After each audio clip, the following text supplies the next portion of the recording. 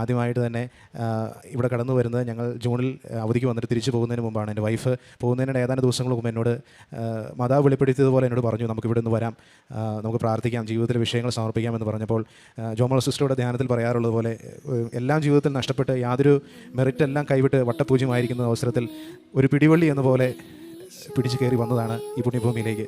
അത് അനുഗ്രഹമായിട്ട് കരുതുന്നു. ആദ്യമായിട്ട് എൻ്റെ മകളുടെ വിഷയമാണ്. എൻ്റെ മകളൊരു സ്പെഷ്യൽ കിഡാണ്. ഇവളുടെ ഒരുപാട് ബലഹീനതകളും ബുദ്ധിമുട്ടുകളും എല്ലാം മാതാവ് ഞങ്ങൾക്ക് തുണയേകി അവളിൽ പല ഇമ്പ്രൂവ്മെൻറ്റ്സ് മാതാവ് നടത്തി തന്നിട്ടുണ്ട്. ഇപ്പോഴും മാതാവിൻ്റെ കൺസിഡറേഷനിൽ ഇരിക്കുന്ന ഒരു വിഷയമാണ്.